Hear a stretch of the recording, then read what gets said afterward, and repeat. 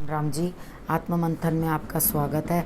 अब मैं आपसे मूलांक 2 वालों के बारे में जो है बात कर लेती हूँ। अब आपके लिए जो स्प्रेड आया है, यानी कि आपके लिए जो स्प्रेड बता रहा है अच्छा बताए तो आगे बढ़ जाना, पर ईश्वर का शुक्रिया भी ज़रूर अदा करना, क्योंकि वो हमें अच्छे दिन दिखा रहे हैं। अगर आपको कुछ नेगेटिव देखने को मिलता है तो नाराज़गी नहीं, ईश्वर से मैं हूँ ना, आपको मोटिवेट कर रही हूँ, आपको समझा रही हूँ, आपको उपाय बता रही हूँ, और किस तरह से उस सिचुएशन से आपने बाहर आना है वो भी मैं आपको बता रही हूँ। तो जल्दी से हम संडे की मित्र शत्रुओं से भी आपने किस तरह से जो पेश आना है वो भी आप इससे समझ लेना, ठीक है। तो जल्दी से संडे के बारे में जान लेते हैं। संडे वाले दिन आपको चारों तरफ से लाभ होता हुआ दिखाई देता है, आपकी सोच से भी ज़्यादा आपको लाभ होता हुआ दिखाई देता है, लेकिन आप महाकंजूसों के जैसे व्यवहार करोगे, यानी कि सब कुछ होने के बावजूद भी धन को निकालने की कोशिश नहीं करोगे।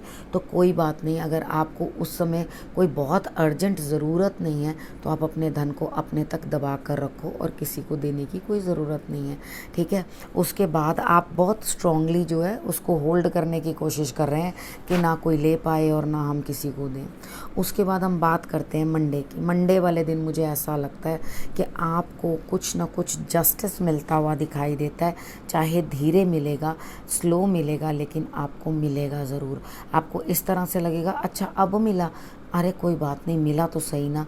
आपको ऐसा लगेगा कि इतनी धीरे, तो कोई बात नहीं, हो तो रहा है ना, ठीक है। उसके बाद आपने क्या करना है, आपने शंकर भगवान के ऊपर शमी पत्र जो है चढ़ा देने हैं। कच्ची लस्सी पहले चढ़ा देना, दूध और उसमें कच्चा दूध डाल करके आपने कच्ची लस्सी बना लेनी है, और उसके बाद आप शमी पत्र जो है वो अर्पण कर देना।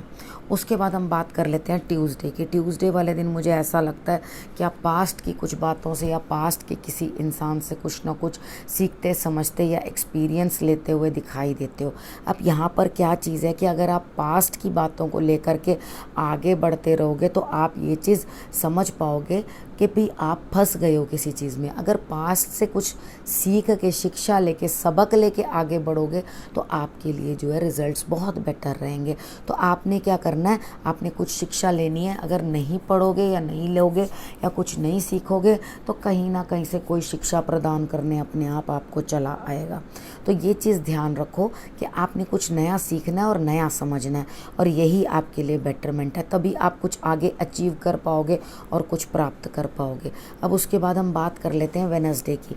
वेडनेसडे वाले दिन मुझे ऐसा लगता है आप अपने बच्चों के साथ या अपने परिवार के साथ समय व्यतीत करते हुए दिखाई देते हो, जो कि बहुत बेटर आपके लिए रहेगा। लेकिन कुछ आगे की जो सिचुएशंस हैं वो आपको समझ में नहीं आएंगी, यानी कि आपको भी पता ही नहीं चलेगा, आपको कोई ज्ञान नहीं है कि आगे क्या होने वाला है या किस तरह से करके आप जो है आगे बढ़ोगे, ठीक है। उसके बाद हम बात करते हैं थर्सडे की।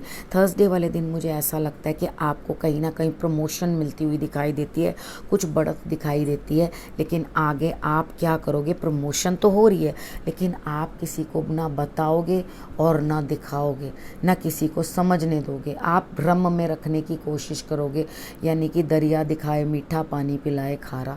तो यहाँ पर आप क्या करोगे कि आप दूसरे को तो ये प्रलोभन दोगे कि भाई मैं तुम्हें ये देने वाला हूँ, लेकिन दोगे किसी को कुछ नहीं, यानी कि आप सामने वाले को राह भटकाओगे। आप कहोगे यहाँ ये कर लो, लेकिन आप करोगे कुछ नहीं उस चीज़ के लिए। यानी कि कितनी बार ऐसा होता है कि हम बातों से लुभा देते हैं किसी को और एक्चुअली में कुछ नहीं करते, ठीक है। तो यहाँ आपके लिए मुझे इस तरह की सिचुएशन दिखाई देती है। उसके बाद बात कर लेते हैं फ्राइडे की। फ्राइडे वाले दिन मुझे ऐसा लगता है कि आपके लिए कुछ ना कुछ जो है सपोर्ट करते हुए दिखाई देते हैं। आप भी कहीं ना कहीं जो है रौब जमाते हुए दिखाई देते हो, या चंद लोग मिलके आपका रौब सह भी लेंगे और आपके लिए काम कर भी देंगे। तो यहाँ आपके लिए जो है सिचुएशन बेटर ही दिखाई देती है। उसके बाद आपने काम तो करवाना है लेकिन बहुत रूडली मत कराना, यानी कि एटीट्यूड इतना ना दिखाना कि लोग साथ देने को मना कर दें। आपने रौब से काम तो ज़रूर कराना है, लेकिन आपने ये पता नहीं चलने देना कि आप रौब जमा कमा रहे हो। ठीक है, इस तरीके के साथ काम करना कि सांप भी मर जाए और लाठी भी ना टूटे। ठीक है, इतनी समझदारी से काम करना। उसके बाद हम बात करते हैं सैटरडे की। सैटरडे वाले दिन मुझे ऐसा लगता है कि आपको किसी ना किसी से लाभ तो होता हुआ दिखाई देता है।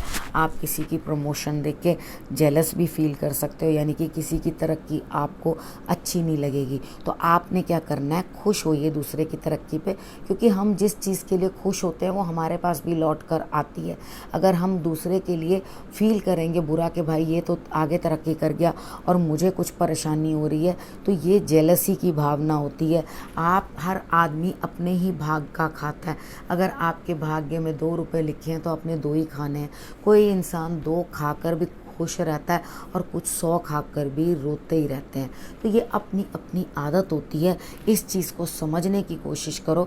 ईश्वर ने आपको सब कुछ दिया, किसी चीज़ की कोई दिक्कत नहीं हुई है आपको, और ना हो रही हुई दिखाई देती है, लेकिन फिर भी आप उदास हो, दुखी हो और आपका रोने का मन कर रहा है। पक्षियों को आपने ज़रूर कुछ ना कुछ, यानी कि बर्ड्स के लिए दाना ज़रूर डाल देना, और उसके बाद जो है अपने आप को उदासी में बिल्कुल मत लेके जाना।